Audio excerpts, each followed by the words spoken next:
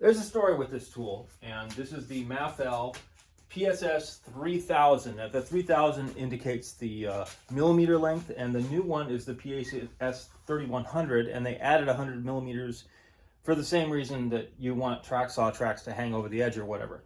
Now, why is 3000? I don't know. Panel saws, like sliding table saws, are made with 3000 and sometimes, like, I don't know, 3100, 3200 millimeter lengths, which is not a big deal on a big old machine to have it bigger, but on this, it makes the thing more awkward to maneuver around. So this is actually the main thing is almost 6 feet long, and this is the extension that you put on it, and you put on it to make it 3000 millimeters long. And I think that's the actual crosscut capacity, so it doesn't count this whole thing at this end, which is about 16 inches. So it's really long, it's really awkward, and it's heavy, but you can maneuver it around. And if you look at, you can see this handle, which you can slide, and you know, I've got it so I can maneuver around. It's kind of like handling a, you know, like a chainsaw, like a heavy chainsaw with the two handles on it. It's kind of like that. You can manage it, but it's awkward. And the story is that when I was working on my panel saw build, my vertical panel saw, which is on the other end of the side of the shop, and always has stuff in front of it, so I hardly ever use it, is that I became aware of this, and it was that the old Mafell distributor in the United States, I don't know if there were two or whatever, but for whatever reason, he was closing out all his samples that he had. He didn't have much stuff, but he had this one, and it was a sample, and rather than paying $4,000 for it or whatever it was retailing at the time, I think I got it for about $1,300. And I had the money at the time. I was like, oh wow, that's amazing. If it doesn't, you know, if it works, I could probably resell it if I don't need it later, you know, because it is pretty cool. I mean, it's like a nice to have tool, but it's actually more useful than I thought it would be. Now you can get a Festool rail, right, or whatever, and spend, I don't know, $400 or whatever on one of the big rails that cross-cut that'll rip a whole sheet. This is even longer, I think, some of those, and it might even diagonally cut a 4x8 sheet. And in Europe, and here too, you can get sheets that are 10, even 12 feet long, so that's a thing. And this actually has a feature somewhere on it. It's called I forget, it's called like a flip keel or something like that. And you can cut out however far you do, and then you flip the thing down, and then you line it up with the kerf, and you cut even more. So you can cut like unlimited length more or less with it. And pretty straight too, because it's a pretty straight edge, right? It's very straight. One thing that happened is shortly after I got it, the gas spring stopped working. It stopped, because what it does is you put it down like that, and then it goes and it automatically crawls along with its cog system. It's got a cog and gear, whatever, rack and pinion type system. And it goes, and this moves, so it keeps everything. It's like, this is like one of those things you see on CNC machines. It keeps everything, and it's got a dust collection thing that goes, so the dust collection flows through a tube. It's really cool the way it works. And then when it reaches the stop, it stops, it hits it, and it hits this. How's it work? It hits that thing. So you lock it down. When it hits the thing, it maneuvers that, and it's supposed to bounce back up. And it's not doing it now because it's not running, but it does when it's running. And what I did after the gas spring, I couldn't get the gas spring off. I really tried with Allen wrenches or whatever it was attached to, but I was kind of stripping out the nut, and it was just like, there's no way to get it off. I don't know how they got it on there, but I couldn't figure out a way to get it off. So I put this old door spring on it, and that actually works. It's enough spring, or it was the last time I was using it. So it's been sufficient. And the reason that you want it to pop back up is because if it doesn't pop back up, you've got the blade sticking down, and you have to walk all the way to the end, lift it up, and then walk back here and do the retraction of the. What it's got here on the control panel is it's got a speed control and a diagram for different thicknesses and materials that you can cut with it. It goes from 4 to 20. I've got it set for 4 right now, which is a slow speed. And as you can see, I can just make it go.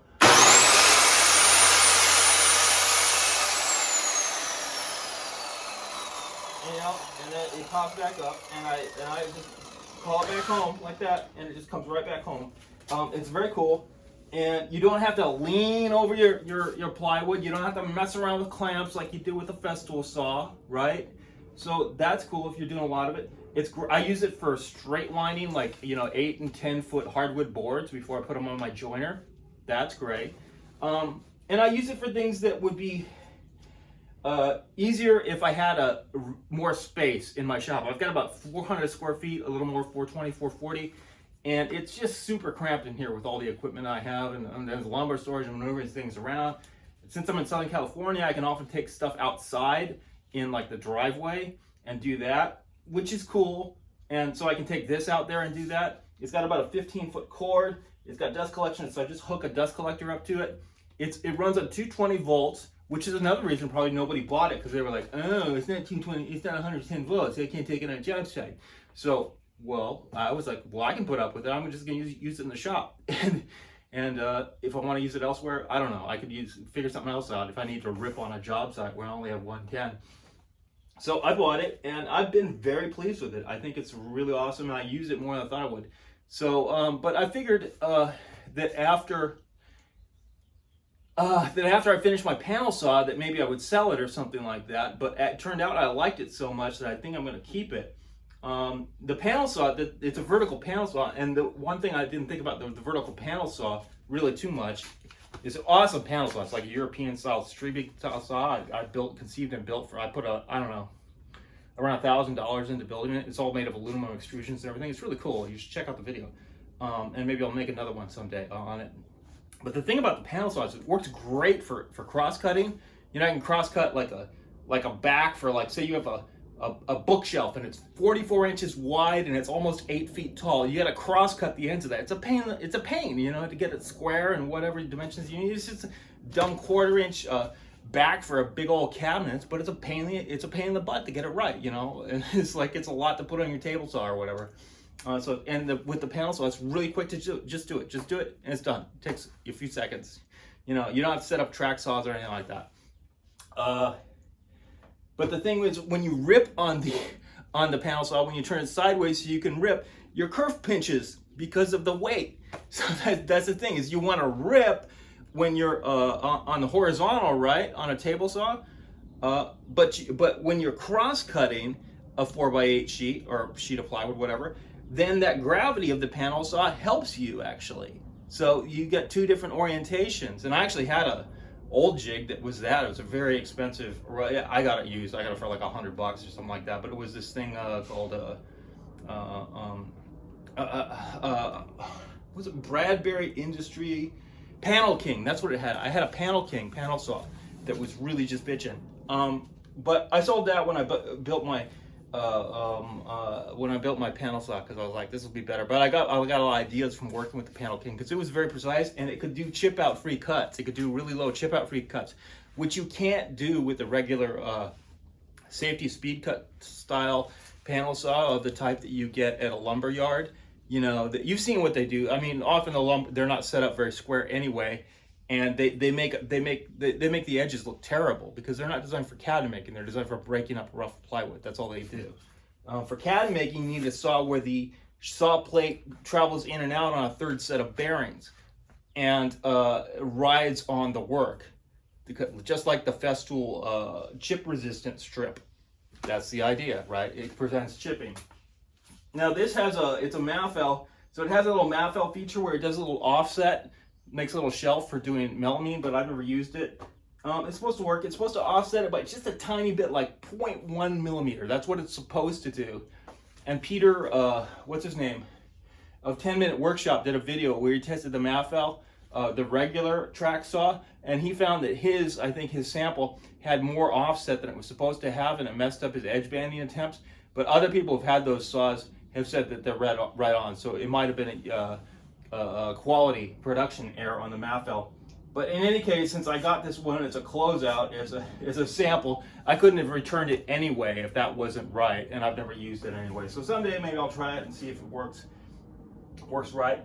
I've tried it for cross-cutting like 4x8 sheets, but almost all what I usually do is I'll rip a 4x8 sheet with this, and then break out a track saw, and just like a Festool or whatever, and then go across with that. So, I mean, it sounds like a lot, but it's just in the name of efficiency. You know, I have the equipment, and it helps me get things done faster, cleaner. In my very awkward space situation. You know, if I had my druthers, right, if I had what I wanted, I would just have a big old, you know, Altendorf, you know, that could rip 10-foot 10-foot long lumber and all that with a, you know, a 50-inch fence and a, you know, a 10-foot long sliding table. That's what I'd want, but I don't have room for that, so I can't have that. So I gotta work around that space limitation. And so this is pretty cool. You know, you can ask questions in the video. I probably said like most of the stuff I could say about it. I'll let you see it one more time. I'll turn it up really kind of fast so you can see how fast it can go. Not super fast. This is 14 out of 20.